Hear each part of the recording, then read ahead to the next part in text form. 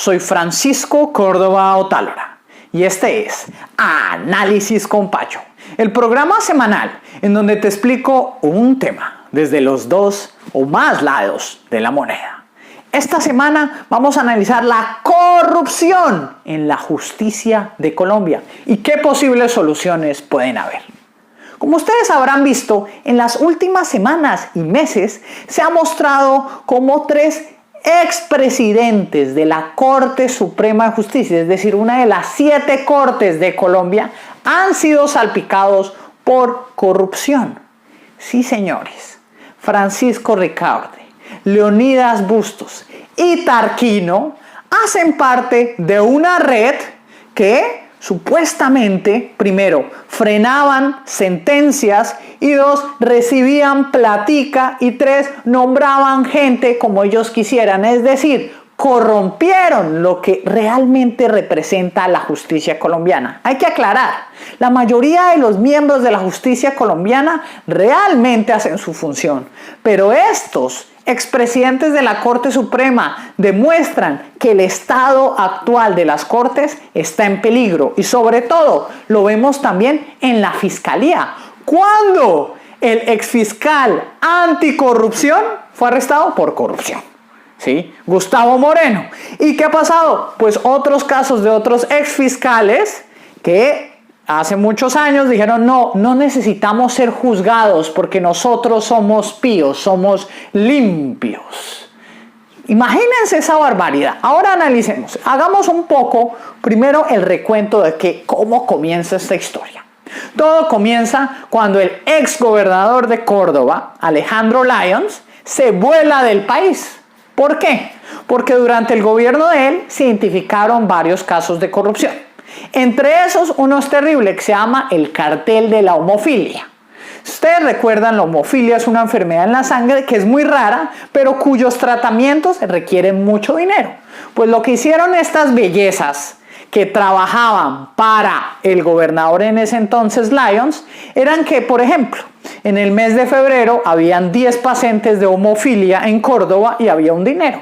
Pues ya en mes de marzo se aumentó a 100 y en mes de abril se aumentó a 150. Entonces crearon pacientes falsos para que les dieran más y más dinero. Afortunadamente la Contraloría General de la República descubrió esto y ha metido a la cárcel a muchos de ellos, pero no cayó el gobernador, porque tal como lo dijo un expresidente de Colombia, todo sucedió a mis espaldas, ¿sí? Señor Samper, le recomiendo ver en Narcos Season 3, que todo Narcos, la tercera temporada, está dedicado a los hermanos Rodríguez Orejuela y cómo entró plata a la campaña del expresidente Ernesto Samper en el famoso proceso 8000, que al final él salió oriundo, tranquilo, y ahí lo vemos todavía haciendo política.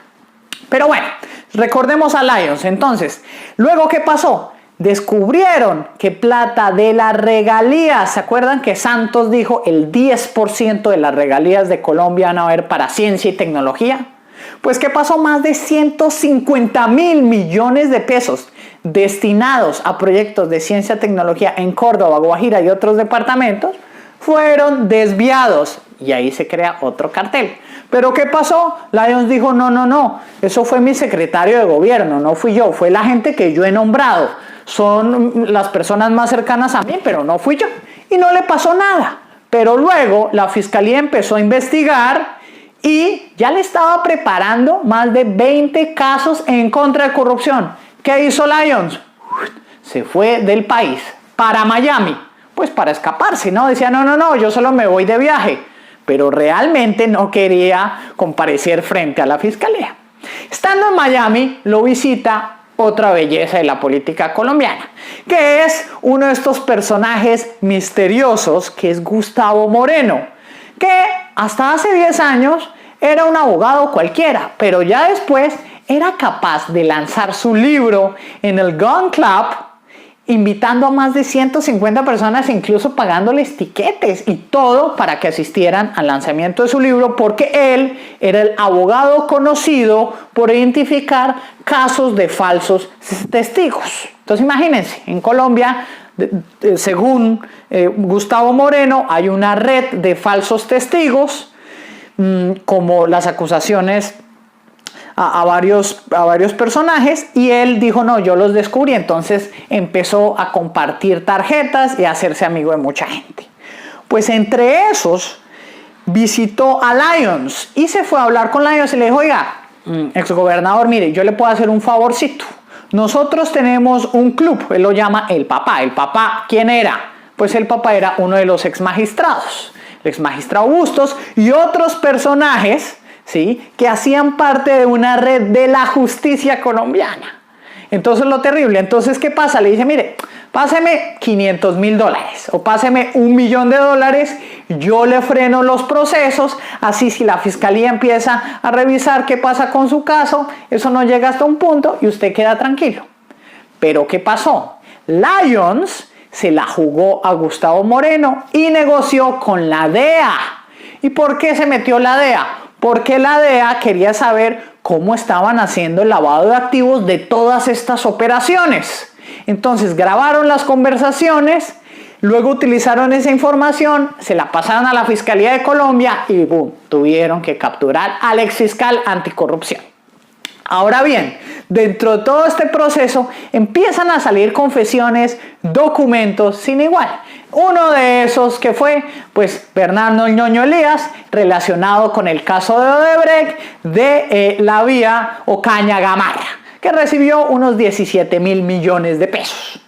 Luego se confiesa que el senador Musa Besaile, también amigo del Ñoño Elías, considerado uno de los ñoños y uno de los patrones del partido de la U, pues entregó unos 2,000 millones de pesos a Gustavo Moreno para que le frenara su proceso en las altas cortes. Ahora bien, estos procesos que se frenaban en las altas cortes, ¿qué demostraban? Pues que había una mafia. ¿Por qué? Porque si recordamos un poco de historia, cuando se devela todo el tema de la parapolítica, más del 30% del Congreso colombiano se va a la cárcel. Y algunos congresistas que no se van a la cárcel, pero que tienen investigaciones, entre esos Musa Besaile, entre esos Zulema Hatin, ¿sí?, fueron congelados sus procesos en las altas cortes. Entonces, cuando ustedes combinan estos factores, la corrupción de un exgobernador, la corrupción del fiscal anticorrupción, aliado con un exmagistrado para frenar procesos a senadores relacionados con parapolítica y similares, es donde se crea este desastre que tenemos hoy en día en Colombia. Entonces, la gran pregunta que ustedes estarán diciendo es, bueno, supongamos que se juzgan a estas tres personas, pero ¿quién las juzga? ¿Las otras cortes? Alguien decía que Colombia es uno de los países más complicados en cuanto al diseño del sistema, porque tenemos Corte Suprema de Justicia, Corte Constitucional, Consejo Superior de la Judicatura, tenemos incluso ahorita la nueva de Justicia Transicional para la Paz, la JEP, y tenemos, en decir, 7 cortes. Pero para todo el tema de juzgamiento de personas, pues aparece la fiscalía, pero sobre todo cuando estamos hablando de senadores o representantes de la Cámara, es decir, o miembros del Congreso, ellos normalmente son juzgados por una comisión del Congreso o por las Cortes. Pero entonces vean cómo esto se convierte en un círculo vicioso. Porque si un congresista corrupto negocia con un fiscal corrupto para que el magistrado corrupto no le pase el proceso, esto es lo que ha hecho una corrupción tremenda en la justicia colombiana, por lo menos en los últimos 10 años. Entonces la gran pregunta es ¿qué se puede hacer? Y entonces muchos dicen no, lo que pasa es que debemos hacer y cambiar todas las reglas porque esto no funciona. Sí, esa sería una posición, y por eso muchos candidatos presidenciales dicen y promueven para que se haga un cambio de la Constitución, porque esto no funciona. Mientras que otros, como exfiscales y exministros de justicia, dicen no, en Colombia efectivamente sí tenemos las herramientas jurídicas, es decir, no hay que cambiar todo el sistema judicial para que esto funcione. Pero entonces la gran pregunta que sigue estando ahí en el tema es, bueno, ¿cómo hacemos? Una opción es que renuncien todos los miembros de las cortes, ¿sí? Como ha ocurrido en ocasiones en donde renuncia un magistrado, porque incluso decía, mire, yo sabía, y decían, en voces se conocía que este magistrado Tarquino era corrupto, o que este magistrado Bustos era corrupto, ¿sí? Pero otro tema es, bueno, entonces, ¿quién juzga a los magistrados? Porque los magistrados son los que juzgan al Congreso, pero entonces, ¿quién los juzga a ellos? Allí es cuando viene una propuesta muy interesante, dada por la congresista Angélica Lozano del Partido Verde, y que ya se venía desde hace muchos años también por otros personajes, pero decía, bueno, hagamos realmente una comisión de aforados. Y les voy a explicar qué es eso y cómo funciona y cuál es la propuesta actual que se tiene para que esa comisión de aforados realmente funcione. ¿En dónde está incluida esta propuesta? En la famosa reforma política. Que la reforma política viene, uno, de los contratos que se firman, del Acuerdo de La Habana, que luego se baja a las recomendaciones de la misión de observación electoral, que le pasa un documento al gobierno diciendo, listo, para mejorar la política colombiana se requieren estos cambios. Luego llegó al gobierno, el gobierno tajó muchos elementos, dejó elementos básicos, lo pasó a la Comisión Primera de la Cámara de Representantes, allí se discutió, se eliminaron varios artículos, entre esos la reducción tanto de los requisitos para ser congresista, como querían bajar la edad de votación a los 16 años, por ejemplo. Entonces se eliminan artículos, pero dentro de este proceso en la Cámara de Representantes, por ejemplo, el artículo 4 está diseñado para proteger a los partidos políticos y movimientos políticos actuales, que debido a que el partido de la FARC entra con dinero estatal, con curules aseguradas y con un aparato más fuerte, pues puede quitarles votos a estos partidos minoristas. Por eso el artículo 4, que era atacado por el presidente de la Cámara de Representantes, Rodrigo Lara, es importante para hacer que estos partidos, por lo menos durante un periodo que llaman el periodo de transición de 8 años, queden dentro del Congreso. Pero ahora volvamos a la comisión de aforados. Y esta comisión de aforados, ¿qué permite? Si utilizáramos el método antiguo de la comisión de aforados, simplemente estaría compuesta por congresistas, y congresista juzgando a congresista, como que no funciona la cosa.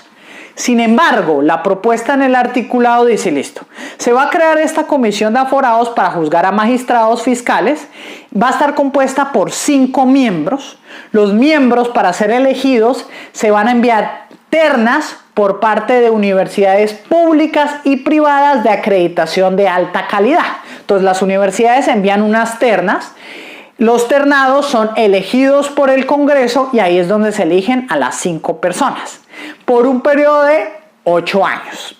Estas personas van a ser independientes y no van a tener que rendir cuentas por sus votos, y como su elección pues está diseñada de cierta forma para venir de un modo limpio, pues se compone. Para ser parte también de esta comisión de aforados, tiene que cumplir los mismos requisitos que para ser parte de la Corte Suprema de Justicia, que entre esos está ser ciudadano colombiano, no haber sido condenado penalmente, pero sí por delitos políticos, y tener más de 15 años como abogado o en temas de cortes.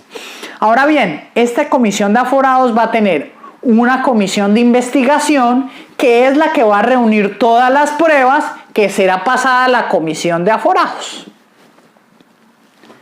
Y de esta manera, entonces, si efectivamente la Corte Constitucional no suprime la comisión de aforados, puede ser el primer paso para que se empiece a limpiar la corrupción de la justicia en Colombia.